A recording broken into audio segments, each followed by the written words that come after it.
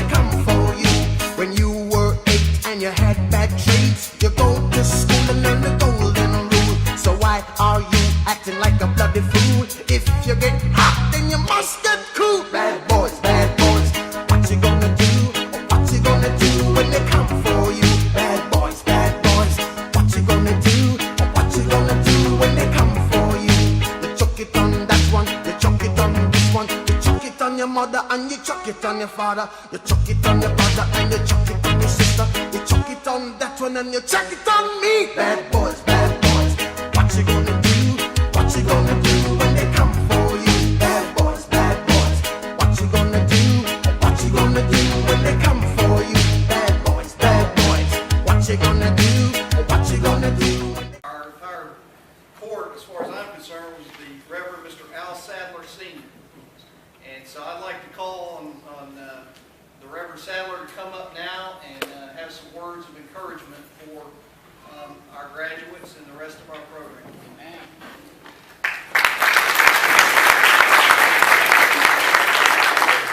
don't know how you're going to beat that first performance. Good afternoon. I'm excited to be here, and I want to acknowledge Judge Mumford and Ms. White, who invited me here, and if I mess up, then you fault them. Don't blame me, and to all the other judges and to all the other officials that are here. And I feel so humbled and honored to be here today. Now, because one thing in particular, normally when you come in a courtroom, you have to listen to the judges. Today they got to listen to me. So I'm just kind of honored to have this opportunity. I was going through some material about the drug court, and I saw that there were like 7 goals that the drug court wanted to achieve. And I don't want to talk about all 7 of those, but I want to lift up one of them in particular, and that was goal number 3. And goal number 3 says, hold drug-dependent offenders accountable for their criminal conduct. So that's kind of what I want to deal with today. The first thing I want to address is, why do people use drugs? And so I try to think about, why do people use drugs? And maybe the reason why they use them is out of curiosity, to have fun, and because their friends are doing it. But one of the things I feel like happens is that once you are hooked on drugs, it becomes a mountain in your life. So the rest of my speech is going to deal with how you deal with this mountain that's in your life. What is a mountain? A mountain is difficulties, it is obstructions, it is barriers that are in your life. And I'm reminded of a story of a pastor who had preached a sermon about speak to your mountains and they will be removed. And after he had preached this sermon, a lady came to him and she said to him, Pastor, why didn't my mountain move? I had a sick child.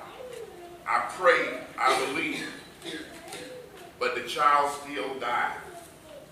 So why didn't my mountain move out of the way? And the pastor had a couple things that he wanted to share with her about mountains. Number 1, he said, mountains in life some mountains in life are to be commended. Some mountains in life are to be climbed. And some mountains in life are to be conquered. You remember some years ago, back in the 1980s, former First Lady Nancy Reagan had a slogan about drugs. Just say no to drugs. And I would think that in many cases, many people will find that sometimes it might be a little bit difficult to just say no. So today I want to give you some pointers of how I think that you can conquer this mountain. And this does not just apply to the drug court, but it it applies to all of us who have to live in life every day. The number one thing I want to share with you is be convinced that you are drug-free. Number one, be convinced that you are drug-free. Number two, determine how you must change. And I think there are a couple of things, a couple of examples I want to point out in terms of how you can change. First of all, you might need to change some friends. Now, let me just pause this for a moment. I know I'm not in church, and they told me I couldn't take up an offering. But I don't mind if you say something back to me, if something I say, you gotta say amen, but I don't mind. I don't like you being quiet. You make me nervous when you get quiet. You know, make me think you can revoke me out of the church. Right? So you might need to change your friends. You might need to remove some stressful situations. The third thing I think you need to do, commit to overcoming this habit. And I believe that those of you that are graduating today, you've already made a great step toward that, because it's my understanding that this program is 18 months long. And I believe you had to make a commitment in order to go through this program for 18 months. Number 4, build a strong mentoring relationship. You need to find somebody that can help mentor you to keep you on a path that you will stay straight. Maybe the person may have gone through this program or a program somewhere like this. Maybe somebody who has never been involved. But you need to have somebody that will help you be accountable for what you are doing. Number 5, be prepared to be tempted. Just because you finish this program does not mean that you're not going to have temptation. All of us have temptation that we have to deal with every day. 3 preachers went on a trip one day, and they were supposed to meet back at a certain time. And when they got back, one of them said to the other 2, he said, I had 3 opportunities to sin today, but I turned 2 of them down. All of us are faced with situations where we might find ourselves tempted. Number 6, accept the fact that you are here because of you. Don't blame anyone else for you being here. You got to accept the fact I'm here because of me. Not my mama, not my dad, not my husband, not my boyfriend, not my children, not anybody. I'm here because of me. Number 7, remember transition takes time. You're not necessarily going to change overnight. You could, but you may not. It's going to take some time.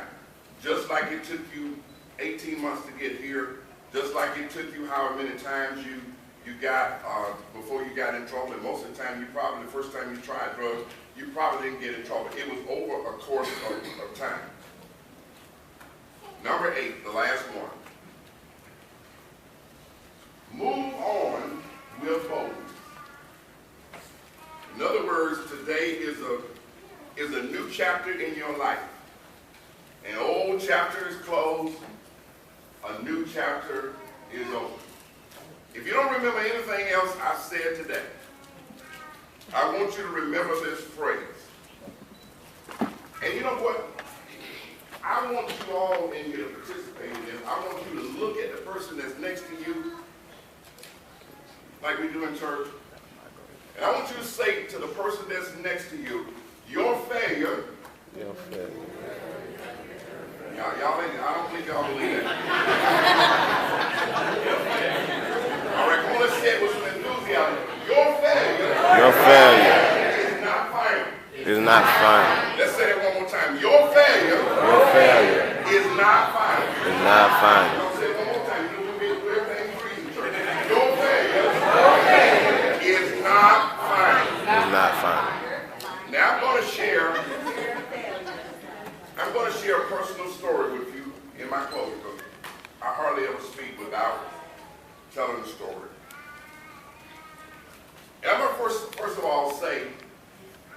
that it has not been easy for me to talk about this for many years. But I think because now I realize that maybe some of my failures might help somebody else.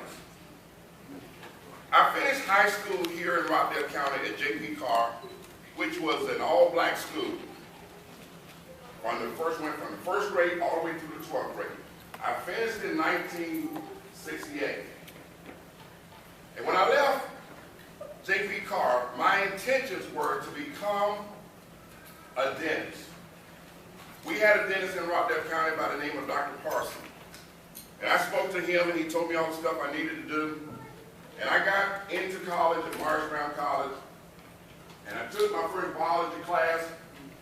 And I learned then that I was not going to be a dentist. I went to college with the wrong attitude.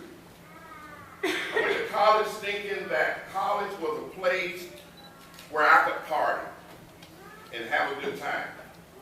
I was in the marching band at Morris Brown, and it allowed me to travel around the country. I played in the Macy's Thanksgiving Parade twice. I was in the Tournament of Roses Parade once. So I was excited and pumped up about all of that. But one of the things that were required in order to stay in school was to maintain an average, a certain average. Well, needless to say, I didn't maintain that average, and I flunked out of college, my first college I attended. After I flunked out of college, I had thought before, if this ever happened to me, that I would commit suicide. I couldn't take it. I wouldn't be able to. My mother was a maid. She worked in somebody's house, cleaning the house up here on Main Street. My dad worked in a mattress factory. And I said, they have worked too hard to send me to college, and here I have messed up their money. So I felt real bad. But what did I tell you a while ago? Your failure is what? It's not final. That failure turned into a success. Instead of going back to college, I went to a computer school to learn how to operate a computer. And I got my first job as a computer operator at Georgia Tech. And you look at me, I was the only one in the room that looked like this. About 2 years after I was there, 3 months after I was there, I was bored, and I said, I'm tired of running the computer. I want to learn how to program the computer. And I went to the engineer bookstore and bought a programming book, started teaching myself how to program, and they helped me. 2 years later, the director came to me and said, Al, we're going to create a programming position for you. But there's one condition. You have to go back to college and finish up your degree. I didn't hear the part about the degree. All I heard was I was getting a promotion and I was going to get some more money. Well, eventually I enrolled in Georgia State. To make a long story short, I finished Georgia State, and if you come to my office at my church, there are 3 degrees that hang up on that wall. But it didn't start out like that, because I flunked out of one college, but I was able to graduate from 3 others. So let me close by telling you again, your failure is not final. We've all made mistakes, but it's up to us to make a turnaround. And I need to tell you that on March the 17th, 1979, when I walked across that stage at Georgia State, that same mother, that same father that had worked so hard to send me off to college was there when I graduated.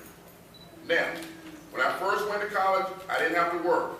By the time I finished Georgia State, I had 3 kids, I was working a full-time job, and going to Georgia State at night. So you tell me that you can't make it if you want to.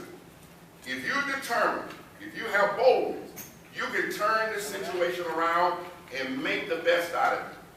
Somebody told me the other day, and I challenge each one of you, that in Rockdale County, I was told on Wednesday, that 48% of the people who are incarcerated in Rockdale County return to the jailhouse within 3 years. I want you to tell yourself, that's not going to be me. Thank you.